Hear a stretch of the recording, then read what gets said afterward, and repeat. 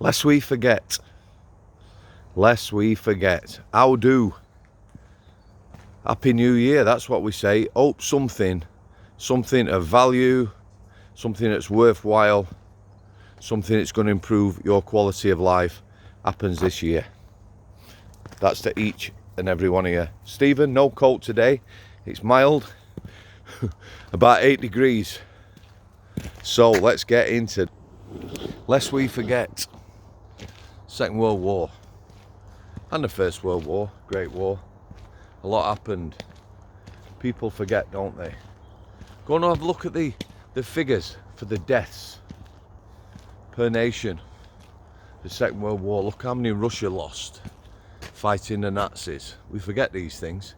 There's a possibility in the near future British Army could be fighting Russia in Ukraine.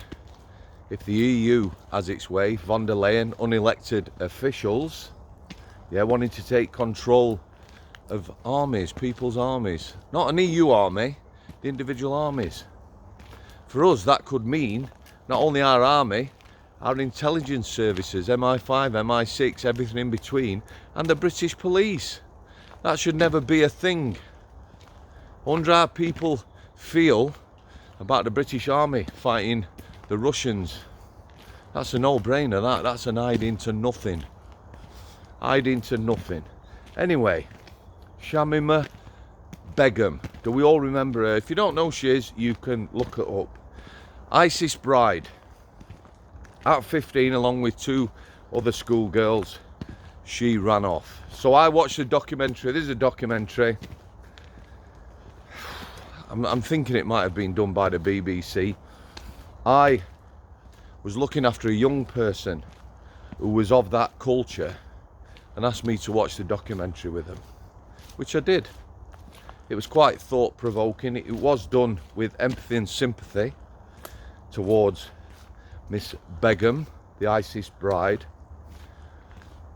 All things aside, for me, 15 is very young, and maybe there was some grooming.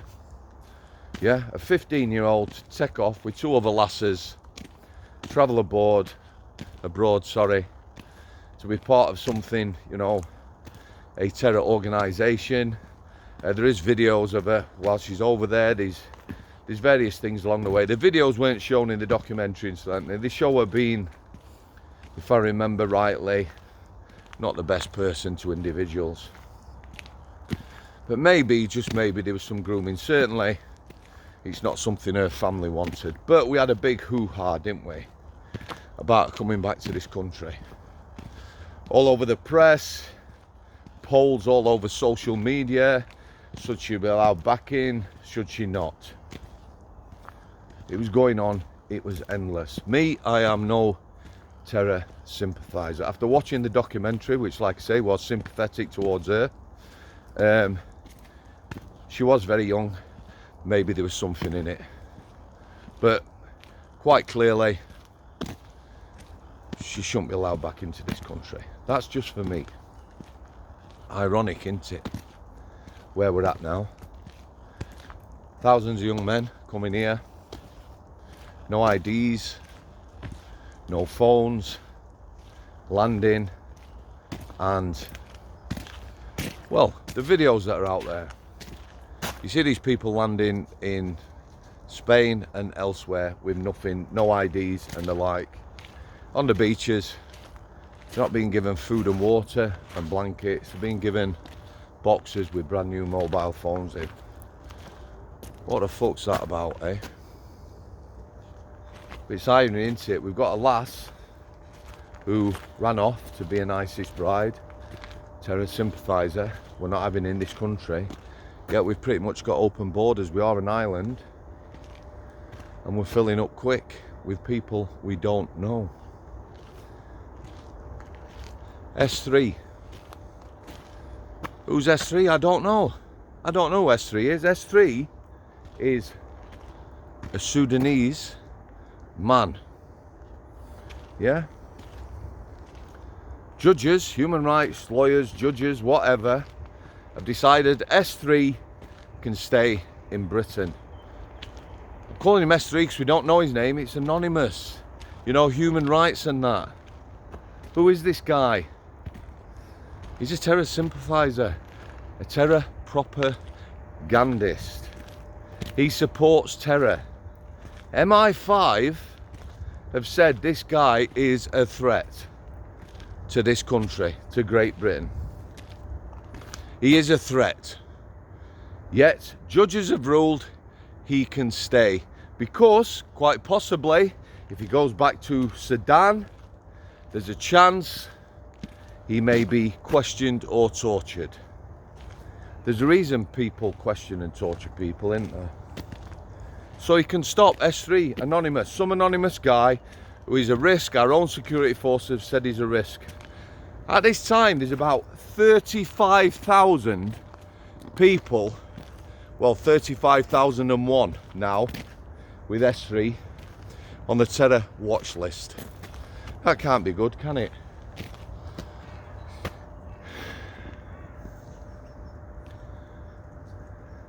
I still believe there's a chance for the world to sort it out, me.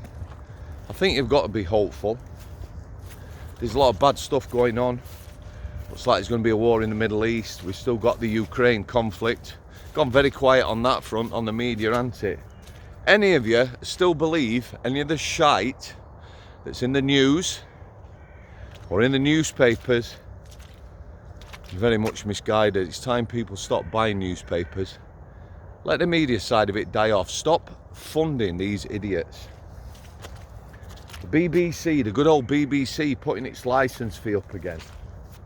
Employing woke plonkers at great expense to the public. It's time we did something about the BBC. I'm not saying too much about my licence, you know, but you can only do so much. You can only do your own thing.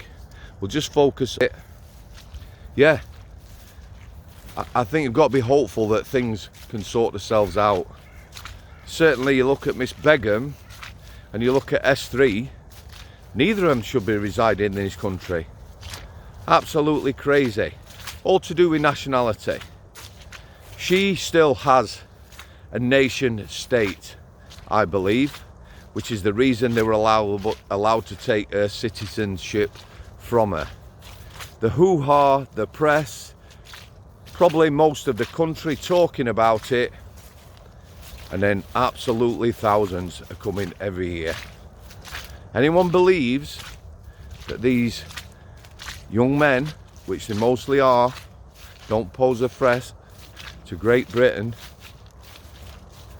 you're misguided. Take a step back. Just going to leave it there, guys. Out interviewing this week. It's been too long. Continue vlogging. Hopefully we'll have a good year.